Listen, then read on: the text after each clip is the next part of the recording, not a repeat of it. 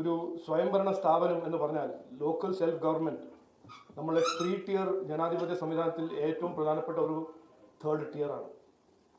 സാധാരണ ജനങ്ങളുടെ പ്രശ്നങ്ങൾ പരിഹരിക്കാൻ ഒരു ഉത്തരവാദിത്വം നമ്മുടെ കോൺസ്റ്റിറ്റ്യൂഷൻ കൊടുത്തത് ഈ ലോക്കൽ സെൽഫ് ഗവൺമെൻറ് ബോഡിയാണ്.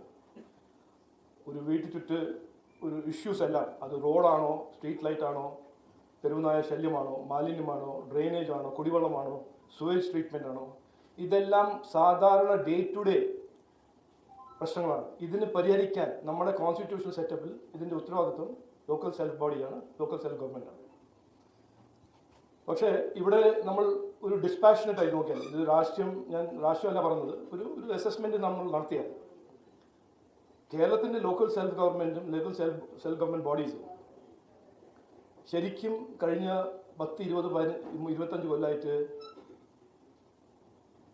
ജനങ്ങളുടെ പ്രശ്നങ്ങൾ പരിഹരിക്കുന്നത് അത് വിടും. പക്ഷേ ഗവർണൻസ് ഫെയിലിയറിൻ്റെ ഒരു സിംറ്റമോ ഒരു സൈനായിട്ടാണ് മാറിയിരിക്കുന്നത്. ഇപ്പോൾ ഒരു സിമ്പിൾ ഗവർണൻസ് ഫെയിലിയറിൻ്റെ ഒരു സിമ്പിൾ നമ്മുടെ നാട്ടിൽ എവിടെയെങ്കിലും ഉണ്ടെങ്കിൽ, ശരി, ശബരിമലയെക്കുറിച്ച് നമുക്ക് സംസാരിക്കാം, കിഫ്ബി ബോണ്ട് ഉണ്ട്, അത് സംസ്ഥാന ഗവൺമെൻറ്റിൻ്റെ ഫെയിലിയർ ആയിട്ട് നമുക്ക് കാണാം. പക്ഷേ ജനങ്ങളുടെ ജീവിതത്തിനെ ബാധിക്കുന്ന ഒരു ഫെയിലിയർ എന്ന് പറഞ്ഞാൽ ലോക്കൽ സെൽഫ് ഗവൺമെൻറ്റിൻ്റെ ഫെയിലിയറാണ്. തൃശ്ശൂർ നഗരം ഒരു ഉദാഹരണമായിട്ട് നോക്കും. എത്രയോ കൊല്ലമായിട്ട് ജനങ്ങൾ അവസരം കൊടുത്തു, ഒരു പാർട്ടി ഭരിച്ചു, പിന്നെ മറ്റേ പാർട്ടി ഭരിച്ചു. ഇന്നും ഈ നഗരത്തിൻ്റെ വികസനത്തിന് വേണ്ടി, ജനങ്ങളുടെ പ്രശ്നങ്ങൾക്ക് വേണ്ടി ഇന്നും ഒരു ക്ലാരിറ്റി ഇല്ല. 2 കൊല്ലം കഴിഞ്ഞിട്ടാണോ മാലിന്യം പരിഹാരം നമ്മൾ സൃഷ്ടിക്കാൻ പോകുന്നത്? 1.5 കൊല്ലം കഴിഞ്ഞിട്ടാണോ നമ്മൾ തെരുവുനായ ശല്യം ചെയ്യാൻ പോകുന്നത്? അങ്ങനെ ഒരു ഫോർവേഡ് ലുക്കിംഗ് ഒരു പ്ലാനും ഇല്ല. എൻ്റെ റെസ്പോൺസിബിലിറ്റി പറയണേ, ഞാൻ കഴിഞ്ഞ 8 മാസം ലോക്കൽ ബോഡി ബഡ്ജറ്റ്സ് എല്ലാം പഠിച്ച് ഒരു അപ്രോക്സിമേറ്റ്ലി മിനിമം 30 to 40% ലോക്കൽ ബോഡീൻ്റെ ബഡ്ജറ്റ് സ്പെൻഡ് ചെയ്യുന്ന കാശ് വേസ്റ്റാണ്. വേസ്റ്റ് എന്ന് ഞാൻ ഒരു പൊളൈറ്റ് വാക്ക് ഉപയോഗിക്കുകയാണ്. പക്ഷേ ഒരു അൺപ്ലാൻഡ് എക്സ്പെൻഡിച്ചറാണ്. അതാണ് അഴിമതിൻ്റെ ഒരു വലിയൊരു കാരണം. രണ്ടാമത്തത്, ഞാൻ പറഞ്ഞ പോലെ ജനങ്ങളെ ബാധിക്കുന്ന പ്രശ്നങ്ങൾ പരിഹരിക്കുന്നില്ല. പരിഹരിക്കാൻ ഒരു റോഡ് മാപ്പും ഇല്ല.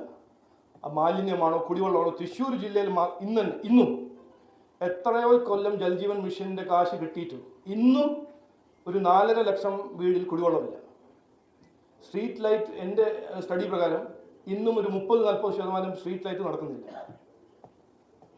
അപ്പോൾ ഇതിനെല്ലാം ജനങ്ങൾ അവസരം കൊടുത്തു, CPM കൊടുത്തു, കോൺഗ്രസിന് കൊടുത്തു.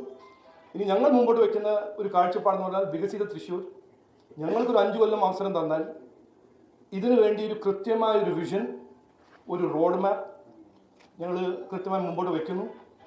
അതിൻ്റെ ഒപ്പം ഭരണമാറ്റം മാത്രമല്ല, ഭരണശൈലിയിൽ മാറ്റം ഞങ്ങൾ ഒരു ഉറപ്പ് തരുന്നു. ആ ഭരണശൈലിൻ്റെ മാറ്റം, അതിന് ഞാൻ 4 പ്രധാനപ്പെട്ട പോയിന്റ് ഞാൻ ഇന്ന് നിങ്ങളുടെ മുമ്പിൽ വയ്ക്കുന്നു. ഒന്നാമത്, ഭരണത്തിൻ്റെ ഒരു അവസരം കിട്ടിയാൽ ആദ്യത്തെ 45 ദിവസം 5 കൊല്ലത്തിൻ്റെ ഒരു ഡെവലപ്മെൻറ്റ് പ്ലാൻ ഞങ്ങൾ ജനങ്ങളൊപ്പം പാർട്ടിസിപ്പേറ്ററി ഗവർണൻസ് വഴി സിറ്റിസൺസിൻ്റെ ഇൻപുട്ട് എടുത്ത് 5 കൊല്ലത്തിൻ്റെ ഒരു ബ്ലൂ പ്രിന്റ് ഞങ്ങൾ മുമ്പോട്ട് വയ്ക്കും. ഇത് ഞങ്ങളുടെ ഉറപ്പാണെന്ന് പറഞ്ഞിട്ട് ഞങ്ങൾ മുമ്പോട്ട് വയ്ക്കും ആദ്യത്തെ 40 ദിവസം. അത് കഴിഞ്ഞ് എല്ലാ കൊല്ലം അതിൻ്റെ ഒരു റിപ്പോർട്ട് കാർഡ് പബ്ലിക് ഡൊമൈനിൽ ഞങ്ങൾ വയ്ക്കും, വാർഡ് തലത്തും നഗരതലത്തും. മൂന്നാമത്തത്, എനിക്ക് കുറച്ച് എക്സ്പീരിയൻസ് ഉണ്ട്, ചിലർക്ക് അറിയാം, ഡിജിറ്റൽ ടെക്നോളജി വഴി വീട്ടുപടിക്കൽ ഭരണം ഇത് ഞങ്ങൾ മുമ്പോട്ട് വയ്ക്കും. ഡിജിറ്റൽ ഗവർണൻസ്, കോർപ്പറേഷൻ്റെ ഓഫീസിൽ പോയി അവിടെ 5 മണിക്കൂർ 6 മണിക്കൂർ ഇരിക്കേണ്ട ആവശ്യം ഉണ്ടാവില്ല. ഒരു CSE പോവുക, അല്ലെങ്കിൽ ഒരു ഡിജിറ്റൽ ആപ്പ് ഡൗൺലോഡ് ചെയ്ത് ഡിജിറ്റൽ ആപ്പ് വഴി സാധാരണ ജനങ്ങൾക്ക് ആവശ്യപ്പെടുന്ന സർവീസസ് അവർ അപ്ലോഡ് ചെയ്യുക, ഡീറ്റെയിൽ അപ്ലോഡ് ചെയ്യുക. വീട്ടുപടിക്കൽ കോർപ്പറേഷൻ വന്ന് ആ സർവീസ് തരും. അപ്പോൾ ഇതൊരു ഭരണശൈലിയിലൊരു മാറ്റമാണ്. അതിൽ ഇൻക്ലൂസീവ് ഗവർണൻസ്, ട്രാൻസ്പെറൻറ്റ് ഗവർണൻസ്, അതിൻ്റെ ഒപ്പം വീട്ടുപടിക്കൽ ഗവർണൻസ്. ഇതല്ലാതെ ബഡ്ജറ്റ്, ഞാൻ പറഞ്ഞ പോലെ 30-40% വേസ്റ്റ്ഫുൾ ബഡ്ജറ്റാണ്. അഴിമതി എന്ന് പറഞ്ഞാൽ ലോക്കൽ ബോഡീൻ്റെ ഏറ്റവും പ്രധാനപ്പെട്ട ഫീച്ചർ ഇന്ന് കേരളത്തിൽ അഴിമതിയാണ്. അഴിമതിയും ഈ കാശിൻ്റെ സ്പെൻഡിങ്ങിൻ്റെ നോൺ ട്രാൻസ്പെറൻസി. അപ്പോൾ എല്ലാ വാർഡിനും ഒരു ഡാഷ്ബോർഡ് ഉണ്ടാവും. നഗരത്തിൻ്റെ കോർപ്പറേഷൻ്റെ ഡാഷ്ബോർഡ് ഉണ്ടാവും. വാർഡിൻ്റെ ഡാഷ്ബോർഡിൽ പോയാൽ ആ വാർഡിൽ ബഡ്ജറ്റ് എന്താണ്, അലൊക്കേറ്റ് ചെയ്ത ബഡ്ജറ്റ് എന്താണ്, അത് ഏത് പ്രോജക്റ്റിന് അലൊക്കേറ്റ് ചെയ്തു, ആരാണ് കോൺട്രാക്ടർ, ഏതാണ് സ്റ്റാർട്ട് ഡേറ്റ്, ഏതാണ് ഫിനിഷ് ഡേറ്റ്. അപ്പോൾ ജനങ്ങൾക്ക് ഒരു സസ്പെൻസും ഉണ്ടാവില്ല. എൻ്റെ വാർഡിൽ ഒരു ഡ്രെയിനേജിൻ്റെ ഒരു ഇഷ്യൂ ഉണ്ട്, ഞാൻ എൻ്റെ കൗൺസിലറോട് പറഞ്ഞു, കൗൺസിലർ ആ വാർഡിൻ്റെ ഡെവലപ്മെൻറ്റ് ബ്ലൂ പ്രിൻ്റ് ഇട്ടു.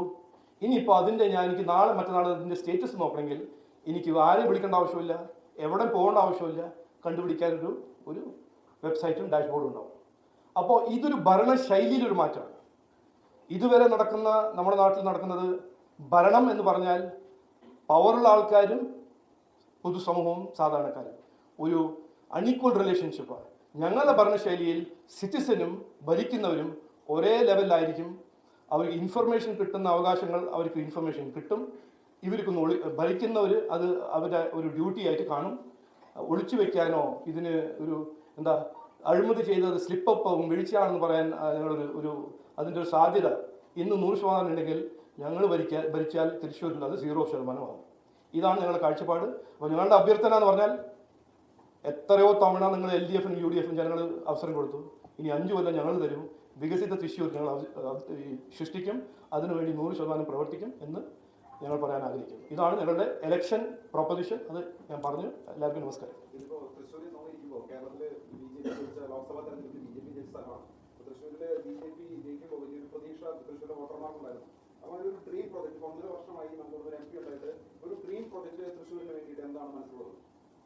അല്ല, ഡ്രീം പ്രോജക്റ്റ് അങ്ങനെ നോക്കൂ. ഞങ്ങൾ ഇതൊന്ന് മനസ്സിലാക്കണം. ഞങ്ങൾ ഒരു ബിഗ് ബാങ് അനൗൺസ്മെൻറ്റ് വേണ്ടി പ്രോജക്റ്റ് ചെയ്യുന്നവരല്ല. ഒരു സിസ്റ്റമാറ്റിക് പ്ലാൻ. ജനങ്ങൾ ആഗ്രഹിക്കുന്നത് എന്താണ് അതിൻ്റെ ബ്ലൂ പ്രിൻ്റ് ഞാൻ പറഞ്ഞ ആദ്യത്തെ 45 ദിവസം ഞങ്ങൾ സൃഷ്ടിച്ചു തരും. അപ്പോൾ അതിലൊരു ബിഗ് ബാങ് ആവണമെന്ന് ആവശ്യമില്ല. അതിൽ സുവേജ് ട്രീറ്റ്മെൻറ്റ് പ്ലാന്റ്, ഡ്രെയിനേജ്, ഞാൻ പറഞ്ഞില്ലേ, ലോക്കൽ ബോഡി ഇലക്ഷൻ സാധാരണ ജനങ്ങൾ ബാധിക്കുന്ന പ്രോബ്ലംസ് ആണ് ഞങ്ങൾ പരിഹരിക്കാൻ പോകുന്നത്. അല്ല, അത് നമുക്ക് ആ ഫോറം അല്ലല്ലോ ഇത്. എനിക്കറിയാം, നിങ്ങളുടെ പോകുന്ന പ്രശ്നം അറിയാം. പക്ഷേ അത് ലോക്സഭാ സമയത്ത് MP വരുമ്പോൾ MP-യോട് ചോദിക്കണം. അത് ഞാൻ അതിനെക്കുറിച്ച് പറയാൻ ആഗ്രഹിക്കുന്നില്ല.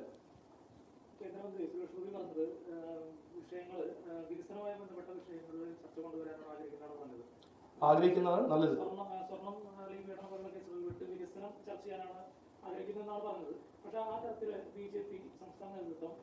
വികസനം മുന്നോട്ട് വെച്ച മോദി സർക്കാരിന്റെ വികസന നേട്ടങ്ങൾ എത്തിക്കാൻ പരാജയപ്പെട്ടിട്ടുണ്ടോ? കാരണം താഴെത്തട്ടിലേക്ക് വികസന നേട്ടങ്ങൾ കൊണ്ടുവരാനും സാധിക്കാതെ പോയിട്ടുണ്ടെന്ന് പറയുന്നു. അല്ല, നോക്കൂ, നമ്മൾ ഒന്ന് കൃത്യമായി മനസ്സിലാക്കേണ്ട ഒരു ഇഷ്യൂ, ഇതുവരെ കഴിഞ്ഞ 11 കൊല്ലം നരേന്ദ്രമോദിജി ഫെഡറൽ ഡെമോക്രസീന് ഒരു റെസ്പെക്റ്റ് കൊടുത്തിട്ട് എല്ലാ സ്കീമും സ്റ്റേറ്റ് ഗവൺമെൻറ് വഴിയാണ് ഇംപ്ലിമെൻറ്റ് ചെയ്യാൻ നോക്കുന്നത്. പക്ഷേ ഇത് ഞാൻ രാഷ്ട്രം പറയല്ല, സത്യമാണ്, നമുക്ക് എല്ലാവർക്കും അറിയാം. ഇവിടുത്തെ സംസ്ഥാന ഗവൺമെൻറ്റാണ് ചില സ്കീംസ് എല്ലാം ചവിട്ടി വെക്കുന്നത്.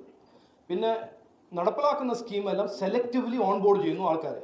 ഇത് PM ആവാസ് യോജനയാണോ, PM ആയുഷ്മാനാണോ, ഇന്നും 70 വയസ്സ് മേലെ ഒരു ഫ്രീ ഇൻഷുറൻസ് സ്കീം, വീട്ടിൽ അച്ഛന്മാരുണ്ട്, അമ്മമാരുണ്ട്, ഫ്രീ ഇൻഷുറൻസ് സ്കീം എന്തുകൊണ്ട് സ്റ്റേറ്റ് ഗവൺമെൻറ് ഇംപ്ലിമെൻറ്റ് ചെയ്യുന്നില്ല? ഇതൊരു ചോദിക്കേണ്ട ഒരു ചോദ്യമാണ്. അവർ ചവിട്ടി വെക്കുന്നു. അവർക്ക് ഇഷ്ടമുള്ള ഇഷ്യൂസ് അവർക്ക് ലേബിൾ ഒട്ടിച്ച് അവരുടെ സ്കീമാക്കി കാണിക്കാൻ ഒരു സ്കീംസ് എല്ലാം അവർ നടപ്പിലാക്കുന്നു.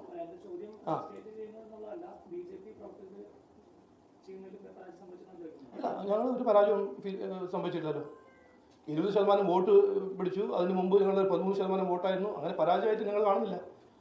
ഇതിപ്പോൾ ഞങ്ങൾ ലോക്കൽ ബോഡി ഇലക്ഷനിൽ എന്താണ് മുമ്പോട്ട് വെക്കുന്നത്? ഇതാണ് മുമ്പോട്ട് വെക്കുന്നത്. ലോക്കൽ ബോഡി ഇലക്ഷനിൽ ഞങ്ങൾ ഉറപ്പ്, ഇനി ഞങ്ങൾ ലോക്കൽ ബോഡി BJP ഭരിക്കുന്ന ലോക്കൽ ബോഡിയിൽ സംസ്ഥാന ഗവൺമെൻറ് ആരാണെങ്കിലും, എൻ്റെ ഒരു പ്രതീക്ഷയാണ് NDA സംസ്ഥാന ഗവൺമെൻറ്റിൽ വരും. അതല്ലെങ്കിലും ഈ ലോക്കൽ ബോഡി സെൻട്രൽ ഗവൺമെൻറ്റിൻ്റെ സ്കീം നടപ്പിലാക്കാൻ ഞങ്ങൾ സെൻട്രൽ ഗവൺമെൻറ്റിൻ്റെ ഒപ്പം ഞങ്ങൾക്കൊരു അറേഞ്ച്മെൻറ്റ് ഉണ്ടാവും. അത് 100% ഞങ്ങളുടെ ഉറപ്പാണ്. ഈ വികസിത തൃശ്ശൂർ, വികസിത തിരുവനന്തപുരം, വികസിത പാലക്കാട് എവിടെ പോയാലും ഇനി ലോക്കൽ ബോഡിയിൽ 100% സെൻട്രൽ ഗവൺമെൻറ് സ്കീം BJP ഭരിക്കുകയാണെങ്കിൽ അത് നടപ്പിലാക്കി ഞങ്ങൾ തരും.